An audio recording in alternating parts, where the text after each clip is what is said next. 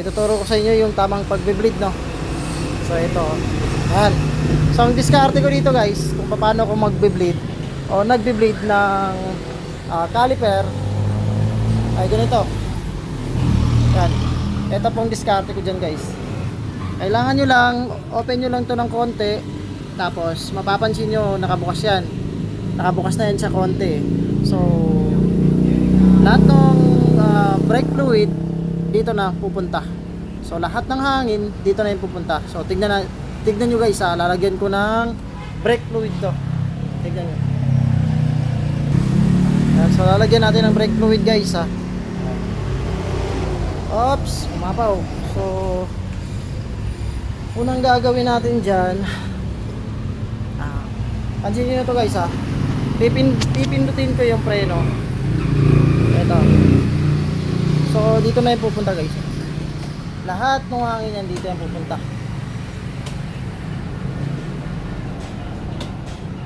So ang gagawin natin, lulugan pa natin ng konti ito. Kuha lang tayo ng 8. Yan. So lugan natin ito konti. Tapos preno bahagya.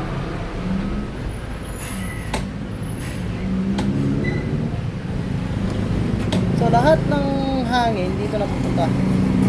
Ayan guys. Yan, papansin niyo yung bula na yan guys. Yan. Hangin yan.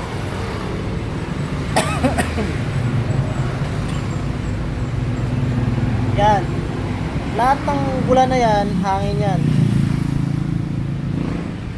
So dito, ang gagawin nyo para lumabas yung hangin na yun, pipindutin nyo lang to ng ganun, smooth lang.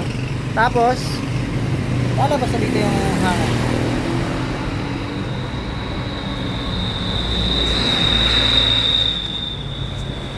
Yan. Yan o guys, oh.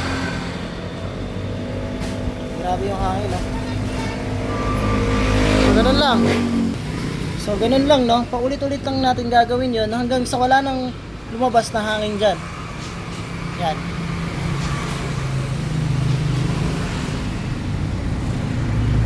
Yan. Diyan lumalabas lahat ng hangin galing sa hose. Yan.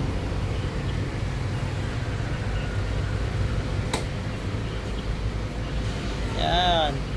So medyo hirap tayo guys, no, kasi walang nagpipindot ng preno. So ang kailangan lang natin guys, yan. Yan. Ito po yung technique ko sa pagbe-bleed ng caliper at saka ng brake master.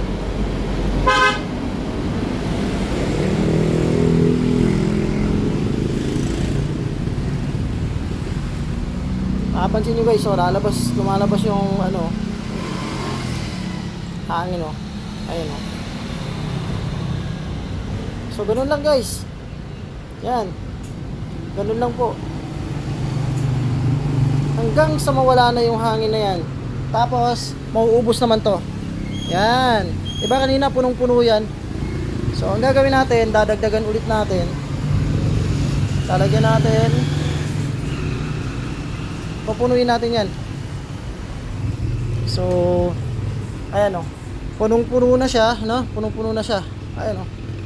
Yan. So tignan natin. Ayan. May bula dito konti. Tapos dito hanggang sa mawala na yan. Mauubos na yung bula na yan. At madali nang pakapitin yung preno na to.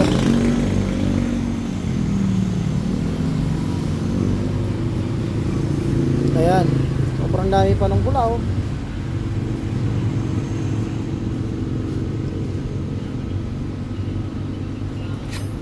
Ayan.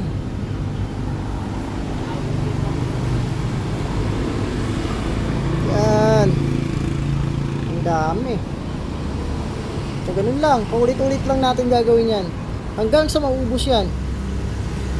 Mauubos na yan.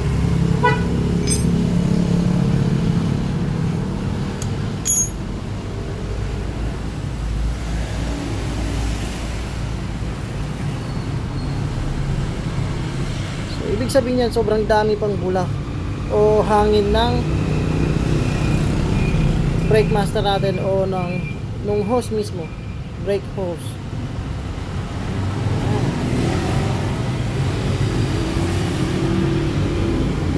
Napakadali lang to, sobrang dali lang niya.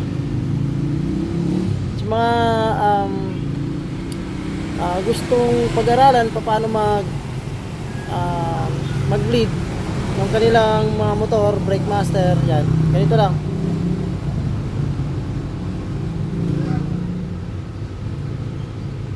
So mapapansin nyo guys na kada pindot nyo, bawat pindot nyo wala nang bula. Yan, pag wala nang bula yan, ibig sabihin wala nang hangin yan sa loob.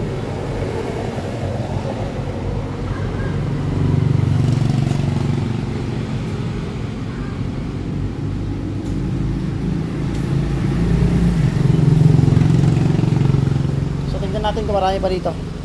So konti na lang din. So lagyan natin.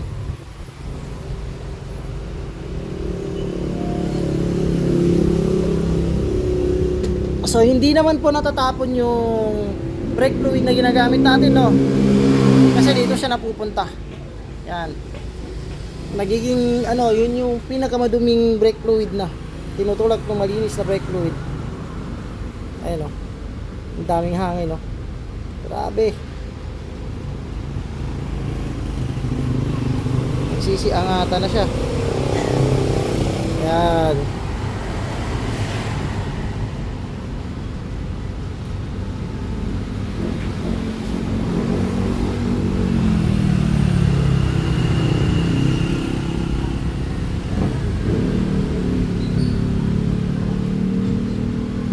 Tsakain nyo lang guys yung video para para matutunan nyo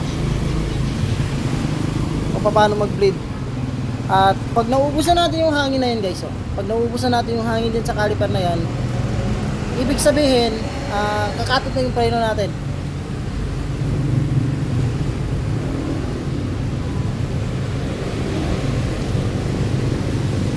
Ito po yung pinaka-effective na diskarte para sa pag bleed ng ating brake master na hindi na makapit o di kaya maraming hangin.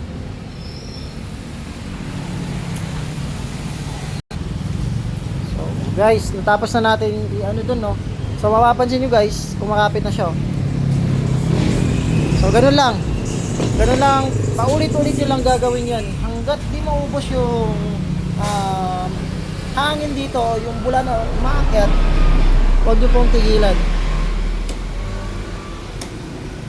Ayan, oh. Kapit na siya, oh. So yan, huwag nyo nang tigilan, oh. Hanggat di maubos yung bula dyan na umaangat, huwag nyo pong tigilan i-bleed. Tapos lagyan nyo lang ng paulit-ulit na dito. Ayan, ng fluid. Okay na yan. So thank you, sana makatulong sa inyo.